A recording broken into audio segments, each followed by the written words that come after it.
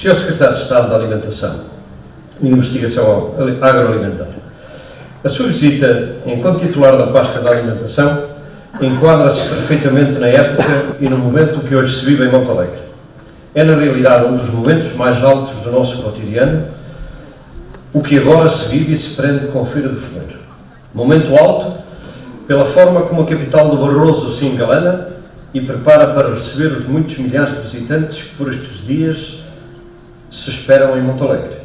Momento alto pela dinâmica comercial direta e indiretamente associada ao evento. Momento alto pelo envolvimento conseguido à volta das 200 de produtores, nem todos presentes na Feira do Fumeiro, porquanto muitos deles já muito criaram e desenvolveram canais próprios de comercialização. Pela visibilidade que se lhe reconhece e pela atratividade concita sobre este grande território, faz sentido que se diga estarmos, na verdade, perante algo que projeta a nossa terra e a dinamiza economicamente.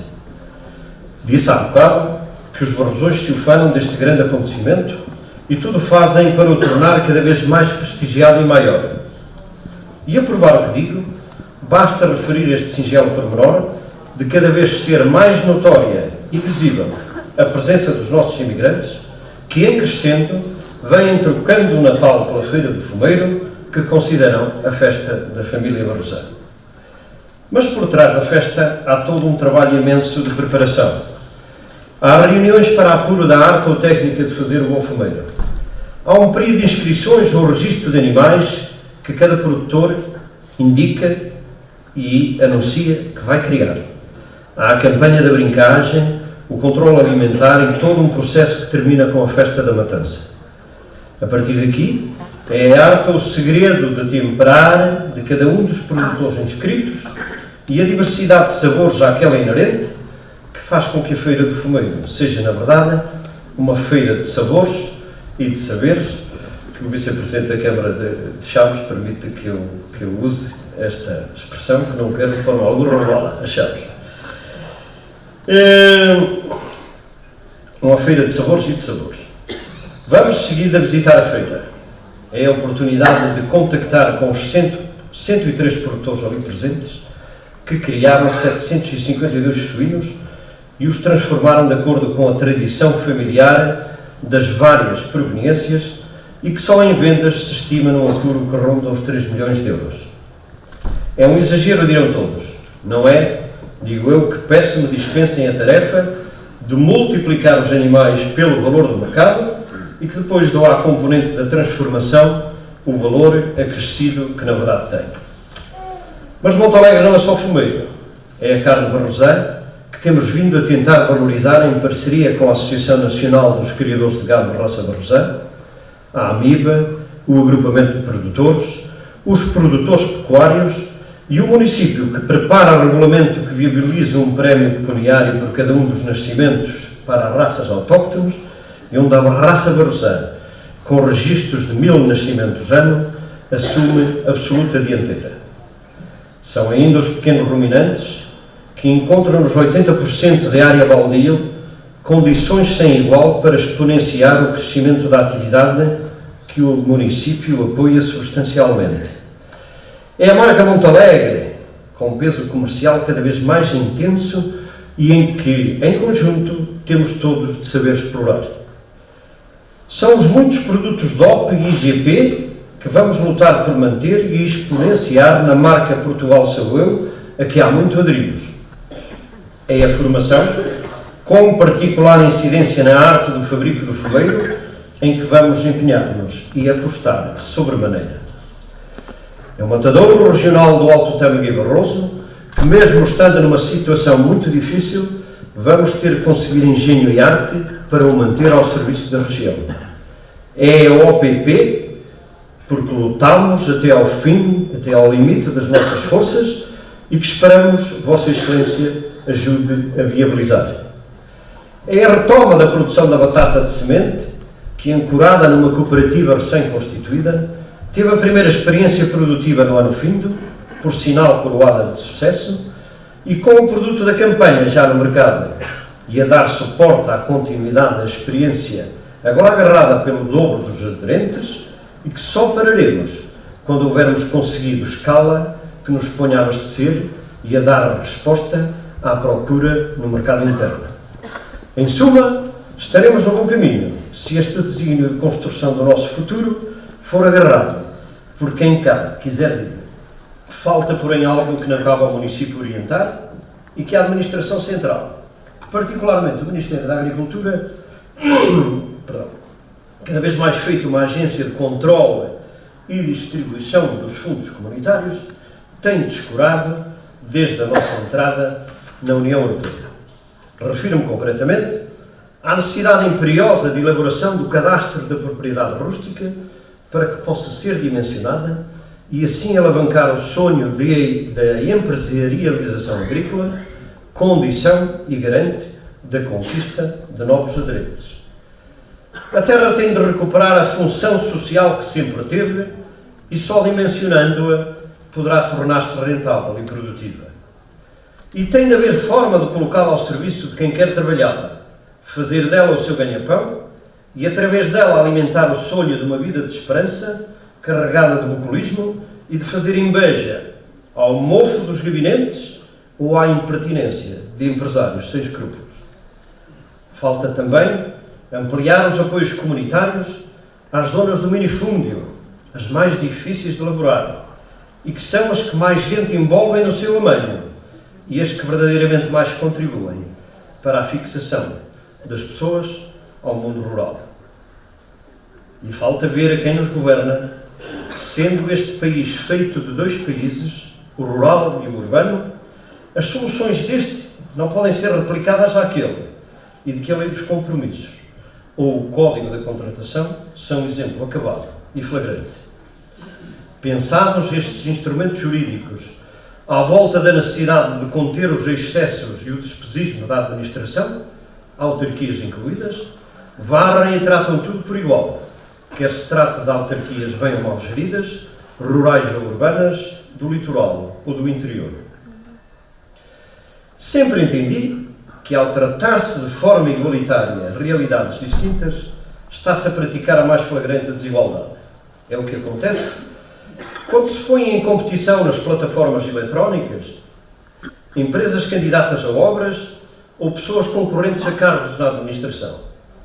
Não é assim que se dá trabalho e garantia de continuidade no nosso meio aos jovens que por cá anseiam fixar-se, ou às empresas aqui localizadas, de pequeníssima dimensão, que sem quadros técnicos e sem meios para os sustentar, não vê aí outra saída que não seja um irremediável e triste fechar de portas.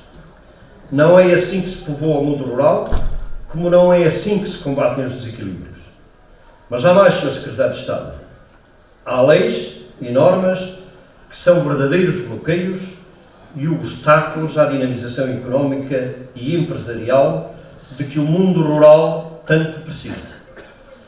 Cito agora a lei do setor empresarial local, que de tanto entrave colocar, impede, por exemplo, que o município de Montalegre intervenha e acuda ao matadouro regional do Alto Tâmega e Barroso, de que é sócio e cuja solvabilidade carece de injeção de capital e que o município não pode subscrever, mesmo tendo as suas contas saudáveis e assistindo assim impotente ao desmantelamento de uma infraestrutura determinante no apoio à dinamização económica do setor e consequente manutenção dos muitos postos de trabalho que ali operam. Tratar de forma igual realidades distintas não nos leva a lado nenhum e corremos mesmo o risco de, por tanto desequilíbrio social e demográfico, caminharmos inconscientemente para a extinção. Sr. Secretário de Estado, comecei a minha intervenção dizendo que ter na abertura da Feira do Fumeiro o titular da pasta da Alimentação e Investigação Agroalimentar é o casamento perfeito do ter com o ser, a conjugação da letra com a careta. E já que falamos de investigação agroalimentar, permita-me que, em jeito de conclusão, lhe reporte o seguinte.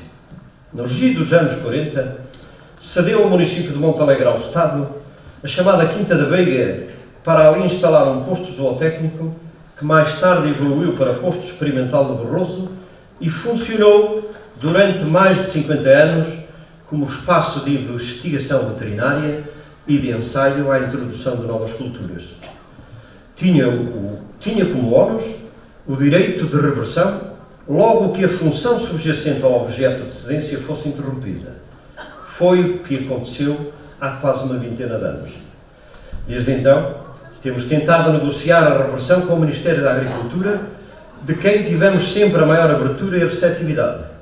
Só que quando as coisas chegam à Direção-Geral do Tesouro, entram num labirinto de onde nunca mais se sai. Porque isto se arrasta há mais de uma dúzia de anos, intentámos, junto do Tribunal Administrativo competente, a ação de reversão deste património, de forma a poder ser colocado ao desenvolvimento da região. Só que a experiência nos diz que assuntos em tribunal andam quando andam. E a experiência nos diz também que demorarão anos a decidir-se. Entretanto, há investidores interessados em dinamizar economicamente os 105 hectares, em iniciativas viradas para o comércio externo, que estou certo, não terão paciência para tão grande demora. É mais uma oportunidade que se esvai, e lá ficará mais uma vez a região em perda, por um dia se ter aventurado em negócios com a distante e paralítica Administração Central. Assim não iremos a lado nenhum, e cada vez mais seremos um país desequilibrado e com tendência a ser considerado em vias de extinção. Temos contra nós a União Europeia que deu a maior machadada no mundo rural e que em Portugal se manifesta de forma mais intensa por sermos um país periférico. E temos contra nós um centralismo que não cede ao princípio da regionalização que políticos ilustres da nossa praça consideram já ser o abanão de que o país precisa. Eu concordo e por ela lutarei. E sem esperança de que algum dia aconteça, porque ninguém sonha ver Lisboa abdicar da dinâmica que os serviços ali sediados lhe dão, lutarei com todas as minhas forças para envolver os meus conterrâneos num propósito feito certeza de que o nosso futuro só terá futuro se assentar alicerces no aproveitamento dos nossos recursos naturais.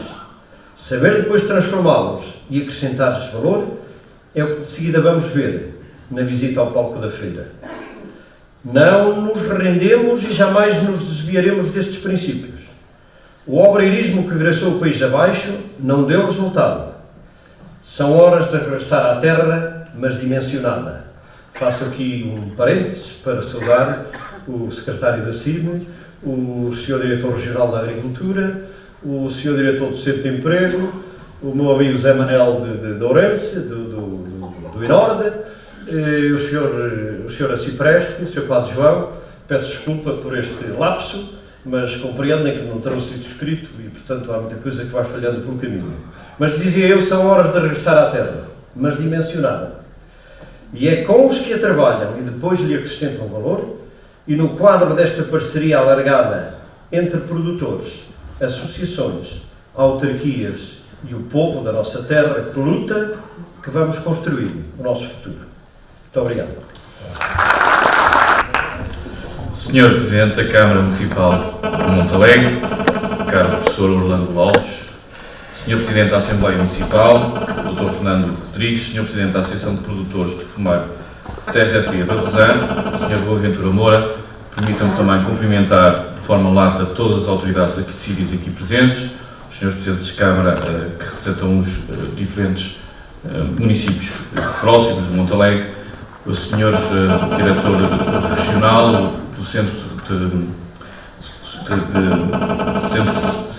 de Solidariedade Social, Centro de Emprego, portanto, todas as diferentes entidades aqui presentes, autoridades civis, militares e religiosas, e um particular cumprimento a todos os produtores que hoje vêm até nós, ou vêm até Montalegre, apresentar os seus produtos no início de uma campanha que é, por demais, importante para a economia local, para a economia regional e, sobretudo, também para a economia nacional. Deixem-me também, num discurso não elaborado ou não estruturado, deixem-me também, de alguma forma, dar aqui em particular atenção às palavras do Sr. Presidente da Câmara, dizendo que as ouvi com toda a atenção e com todo o interesse. Dizer-lhe que, sendo eu um cidadão residente no Norte, tenho uma ideia da necessidade de um Portugal que seja cada vez mais solidário, cada vez mais desenvolvido de uma forma integrada e olhando dentro de cada espaço e dentro de cada região um fenómeno de procura de valorização dos seus recursos endógenos. E permita-me, Sr. Presidente, desta forma, dar-lhe bons exemplos de alguns locais onde esta forma de olhar desenvolvido e independente perante, às vezes, algumas críticas que por vezes são justas e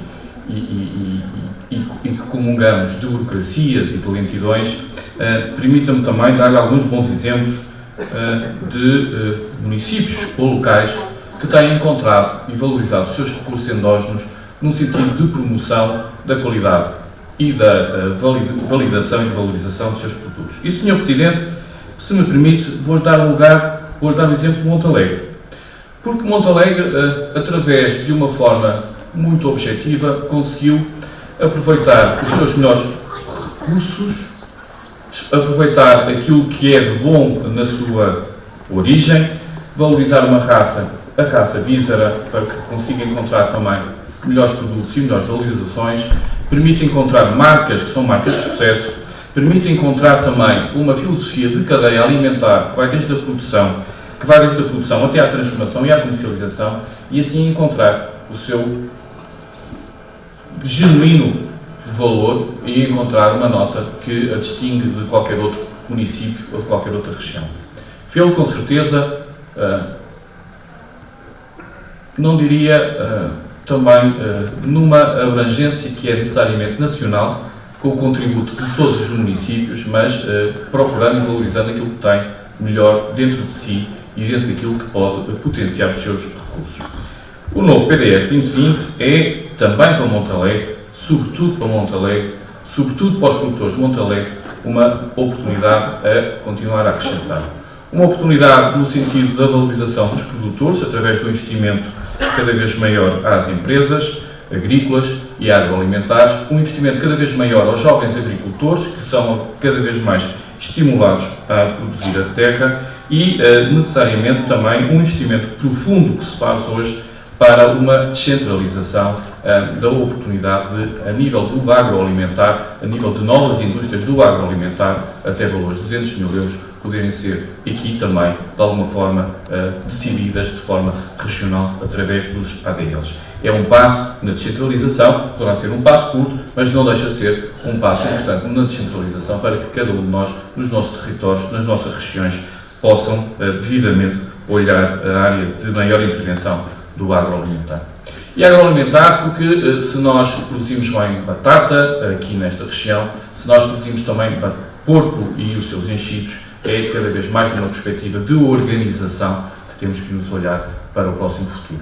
E daí também um estímulo para as OPs, para as organizações de produtores, para que de facto os diferentes agentes e os diferentes produtores que se queiram associar possam também ser estimulados com algumas vantagens sob o ponto de vista de apoios a nível comunitário. E olhamos também para as zonas de minifúndio. Olhamos para as zonas de minifúndio, nomeadamente nos novos apoios comunitários, em que estipulamos um valor mínimo de 500 euros para todos os agricultores. Há, de facto, nos mais pequenos, aqui uma análise social que foi estimulada no novo PDF 2020 e que vai ajudar os mais pequenos, e necessariamente muitos dos mais pequenos encontram-se nesta região de minifúndio, em que o Sr. Presidente e eu próprio também pertencemos. Fizemos ainda mais num projeto da própria Secretaria de Estado e que foi testado como case study na CIM do Alto Minho. Fizemos também ainda mais um projeto chamado Empreendedorismo em Meio Rural. Projeto esse que foi feito com a Direção-Geral de Agricultura e Pescas do Norte, com a Direção-Geral Veterinária, com todos os municípios do Alto Minho, com a CIM do Alto Minho, com a Universidade de Trás-os-Montes e com o Instituto Politécnico. O que é que pretendia? Pretendia que as microempresas, que muitas vezes têm dificuldade em se estimular, porque existem burocracias, porque existem falta de conhecimentos técnicos, porque existe um conjunto de falta de informação, que muitas vezes desistem os próprios promotores, eles próprios se agrupassem e dessa forma generosa sem custos, pudessem, junto dos mais pequenos, junto daqueles que mais dificuldades têm, estimular empresas. Desta pequena forma, e estimulando 40 projetos que foram selecionados por uns 10 municípios, 4 por município, por uma razão apenas distributiva e geográfica, conseguimos, nestes últimos períodos, construir 8 novas empresas, jovens e menos jovens, empreendedores no meio rural, que hoje já produzem queijo, já produzem enchidos, já produzem ervas aromáticas, enfim, já conseguiram construir também o seu local de trabalho. É um projeto que estamos também em conversações com a Comissão de Coordenação para que se possa dirigir a todo o setor norte, e é um setor também que tem interesses pelas diferentes comissões de coordenação e pretendemos estimulá-los a nível nacional. Dizer ao Sr. Presidente que as suas preocupações são também as nossas preocupações, são preocupações que muitas vezes vêm de longe. Temos alterado um conjunto de propostas legislativas que têm sido propostas excessivamente burocráticas. Recordo, por exemplo, isentarmos as cozinhas domésticas, tão importantes também neste setor, de taxas nos períodos em que não laboram e, portanto, reduzindo os custos para os produtores. Alterámos, e está em publicação, a Portaria do Pão, que impedia que muitos dos pequenos produtores pudessem produzir pão com determinadas características, mas que, obra do acaso, pudesse ser importado esse mesmo pão de outros países da União Europeia e, portanto, necessariamente considerarmos isso um estrangulamento aos nossos produtores, mas também fomos mais longe, pusemos também uma nova portaria que está em auscultação na Comissão Europeia relativamente à própria batata Primor, que era impeditiva de ser vendida em Portugal e que desta forma poderá também ser vendida. Temos estado, paulatinamente, discretamente, a reduzir estrangulamentos burocráticos que são, de alguma forma, incompreensíveis, no sentido também de agilizar, facilitar, de alguma forma, implementar, incentivar os pequenos produtores. Está também numa fase final de conclusão o diploma dos mercados locais, que irá aproximar os produtores dos consumidores e que desta forma também será uma mais-valia significativa para todo este setor, nomeadamente para o setor do minifúndio, para a aproximação daquilo que são os produtores para aquilo que são os meios, inclusive mais urbanos, e que poderão desta forma ter a sorte, ter o prazer de consumir aquilo que nós produzimos de uma maneira muito tradicional e que nos distingue. Dizer-lhes ainda mais, e gostaria de terminar, mas não gostaria de deixar aqui 2 ou 3 mensagens sobre este setor. Dizer-vos que este setor tem crescido de uma forma exponencial a nível nacional, mas a nível internacional. Mas dizer-vos ainda que é um setor que tem grande capacidade de crescimento. O setor da carne de porco é apenas autossuficiente em cerca de 66%, ou seja, temos um caminho muito intenso de crescimento sob o ponto de vista de produção animal, mas dizer-vos ainda que significa este setor cerca de 250 milhões de euros de exportação de carne de porco e enchidos, dos quais 80 milhões são necessariamente enchidos.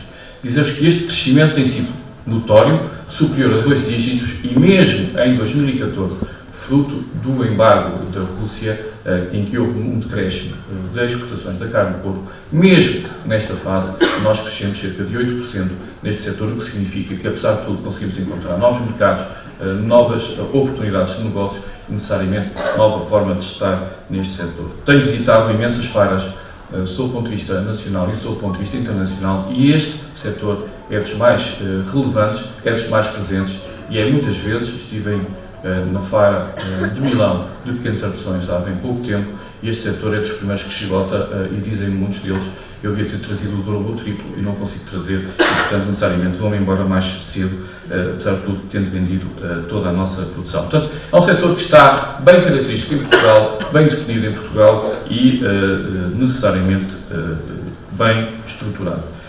Para isso é preciso uma cadeia, para isso é necessariamente ter importância à produção, é importante ter também a transformação, é importante ter a comercialização e, Sr. Presidente, é também importante ter necessariamente uma estrutura como um matador que vá ao encontro das necessidades dos produtores, que reduza os custos logísticos afetos a estes setores do setor primário e que necessariamente possa ser também um fator interventivo de dinâmica local. Estruturas e redes são fundamentais para que se consiga também implementar em toda a região e, portanto, necessariamente tem aqui também um defensor de um matador moderno, eficaz, bem gerido, enfim, um matador que sirva os interesses dos barrosãos aqui neste setor e nesta área. Dizer-lhe ainda que Portugal só pode continuar a avançar com este crescimento enorme que tem tido no setor agrícola, na implementação de jovens agricultores, na rejuvenescimento da agricultura. Portugal só consegue continuar a avançar se tiver inovação. É o passo seguinte que todos nós temos que dar, é a inovação da valorização dos nossos produtos, e a inovação pode ser feita mantendo a tradicionalidade e mantendo o conhecimento. É essa parte da inovação que nós vemos, para terminar, que nós vemos neste vídeo. Vídeo este que tem, para além dos 2,5 milhões, aprendi bem, de visualizações feitos, tem como principal característica o seguinte: vê Montalegre como uma feira que já não é regional, vê Montalegre como uma feira que já não é nacional, mas vê Montalegre como uma feira internacional para um público que é cada vez mais urbano e que procura aqui a diferenciação da tradição. Isso é feito, ou é feito fundamentalmente, baseado naquilo que os senhores e que o Sr. Presidente da Câmara e todos representam. O culto da tradição. A tradição que se manteve do saber fazer e do segredo do saber fazer. Mantenham esse segredo, valorizem esse segredo, mas continuem a produzir, continuem a comercializar e continuem a dar ao país e a todos aquilo que é a maior riqueza nacional, que é uma das maiores riquezas do agroalimentar. Muito obrigado.